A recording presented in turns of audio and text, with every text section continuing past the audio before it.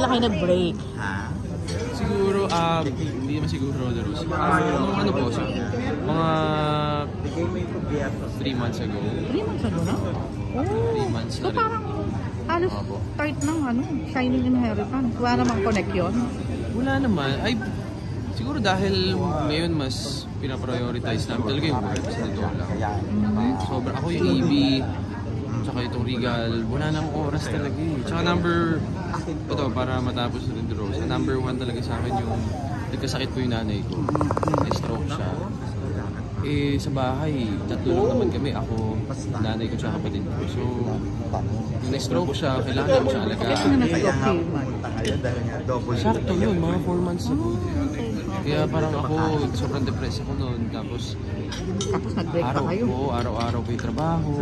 Diba, parang kailangan kong mamili talaga ng yun. Eh, syempre nanay ko pa rin po yun eh. Yun talaga, yung oras ko binuhos ko talaga sa magulang ko. Nagka-conflict kayo somehow because of that? Dahil hindi ba naintindihan? Nagkaroon ng kulang sa oras? Paano ba? Yan. Or halo-halo na lang na emosyon? Pero nasa akin eh. Siguro ako yung naging, ito sa inyo ko lang. Ako rin naman talaga yung may problema. Hindi ko alam kung paano pag sasabayin. Pero yun, ako talaga sa akin. No? Yun lang, hindi dahil sa family, like yung parent o mother ni Kate? Si Tita Tere, hindi nga kami lumalabas eh. Kung nag-out of town pa kami. Mabait yung family, wala akong masabi. It's just the Rose. Sayang yung opportunity, yung work, tapos yung magulang. Parang hindi... Isa lang yung katawan ko eh, baka bumigay ako. Pero kumusta kayong dalawa ngayon? You still talk or would you say it's a bad breakup ba? Ano no? Nagkausap naman kami na maayos bago nagka-iwalay. Hindi okay, pero hindi naman super okay. So wala na kayong communication? Wala na communication, hindi pa kami nagkikita ulit. Hindi na kami nag-uusap. Siguro through friends na lang. 1 year din ba ang relationship? Almost a year. Almost a year. Okay. So ano pinang... Pero kumusta ka ngayon?